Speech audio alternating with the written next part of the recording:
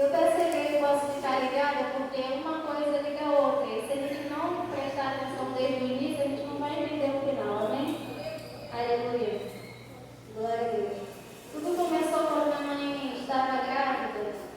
Antigamente ela dizia que só se fazia uma ultrassonografia, não é igual hoje que todo mês faz a ultrassonografia. Nessa outra eu conseguia ver muitas coisas assim sobre a criança. E ela disse que na outra não mostrava que eu tinha a circulação da cintura para baixo. Aleluia. E a enfermeira disse para ela: eu acho melhor você abortar essa criança, porque você vai viver com uma criança que vai depender de você para sempre. Porque ela vai ficar na cadeira de rodas. Aleluia. Minha mãe foi muito triste para casa depois daquela notícia, porque ela tinha um sonho de ser mãe de uma menina. E quando ela engravidou, a única outra que ela fez constou que eu não andaria. Aleluia. E que eu iria sempre depender dela para tudo. E ela nem era evangélica e ela disse assim: eu vou ter essa criança e ela vai ser perfeita em nome de Jesus. Aleluia. Mas é claro, né? Algumas pessoas da família dizendo que ela era louca, porque sempre tem as pessoas que não ficam do nosso lado, né? Aleluia. E ela continuou assim mesmo. Quando eu nasci, ela disse que a primeira coisa que ela fez foi olhar para ver se eu estava esperneando, porque geralmente o médico dá um tapinha na criança, né? E a criança começa a se espernear. E quando ela viu que eu estava me esperneando e mexendo as pernas, ela disse que não aguentou e começou a chorar.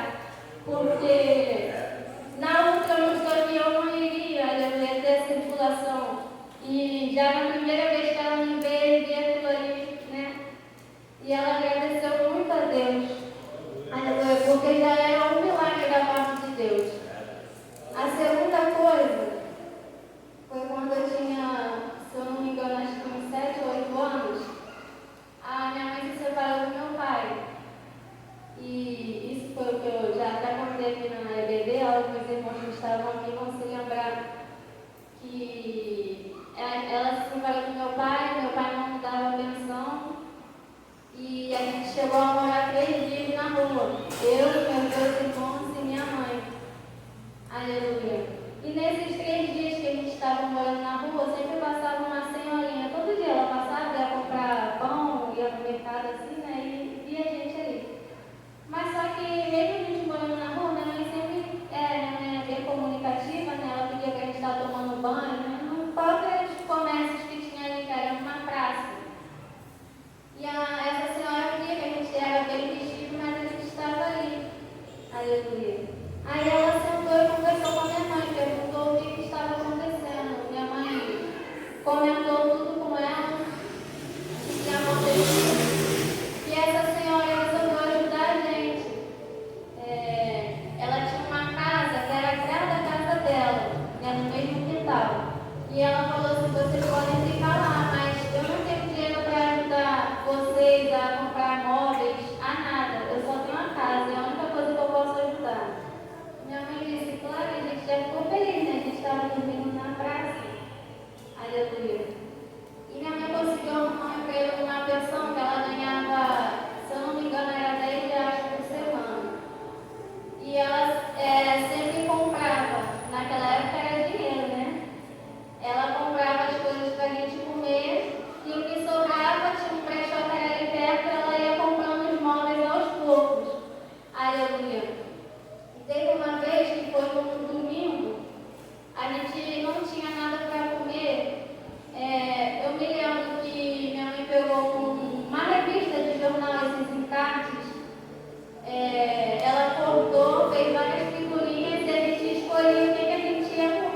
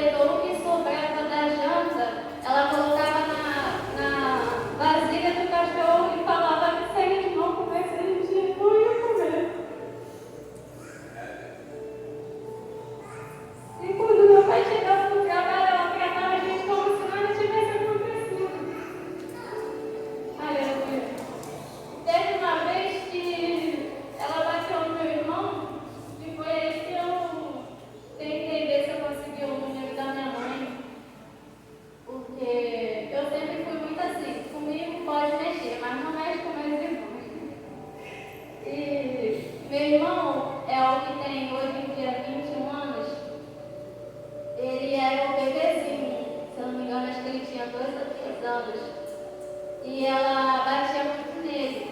Teve uma vez que eu vi ela sacudindo ele e jogando ele na parede. Aí eu fui e quando meu pai não viu, né, eu consegui, graças a Deus, pegar o telefone dele escondido. Liguei para minha mãe, disse o que estava acontecendo, porque minha mãe estava esse tempo todo indo na delegacia, mas a delegacia não ajudava ela, porque antigamente não era igual hoje, não tinha tantos casos de pais fazendo coisas ruins com os filhos, né? Então eles diziam para a mãe que pai não sequestra filho, né? Que pai não vai maltratar, eles não queriam levar esse caso à frente. E minha mãe estava que nem uma doida, na verdade, fazendo tudo sozinha, né? E graças a Deus ela conseguiu achar a gente. Aí eu ia tirar daquele lugar depois de quase 2 anos. Aleluia. O quinto tópico, esse é bem mais recente, eu até já contei isso aqui na igreja.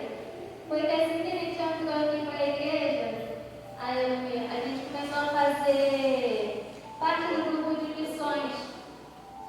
E eu sempre falava com meu esposo que eu queria estar no grupo, mas eu não conseguia por conta do meu trabalho. Lá eu trabalhava de segunda a sábado. E era de meio-dia às 10 da noite. E eu não conseguia estar aqui presente. Geralmente missões a gente saía das 3 horas da tarde no sábado, não é isso? E chegava tarde, só voltava de lá quando acabava o culto. E eu não conseguia estar presente. E eu sempre comentando isso com meu esposo. Depois Deus disse para mim: se prepare porque você vai ser demitido. Aleluia. Depois de 1 mês, eu fui demitida.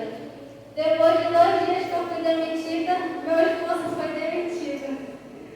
E eu fiquei: Senhor Jesus, o que a gente vai fazer? Logo veio na minha cabeça as coisas que eu passei com meus irmãos quando eu era pequena, quando faltavam as coisas. Já me lembrei de tudo e fiquei pensando, porque a gente, como ser humano, a gente já pensa logo no pior.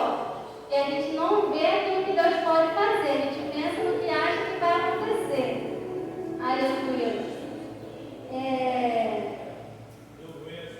Aí, graças a Deus, eu comecei com meu esposo. Ele trabalhou muito tempo como serralheiro, mas ele tinha, na verdade, medo de trabalhar sozinho, né? E eu incentivando ele, graças a Deus, ele foi. Agora ele está trabalhando com isso. Deus não tem deixado faltar nada. Se eu não me engano, foi no começo desse ano. A gente fez um propósito de dar uma cesta básica para a igreja, no culto de ação social.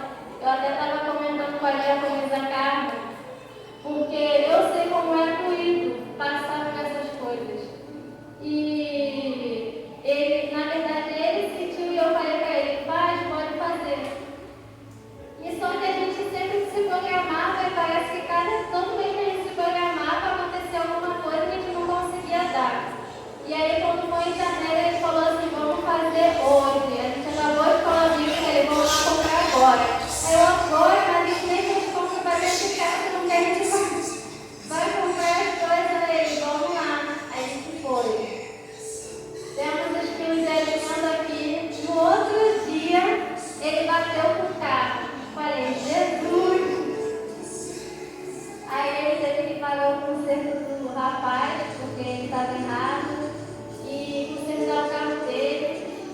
Eu fiquei: Senhor, mas não comentei nada, porque a gente que é mulher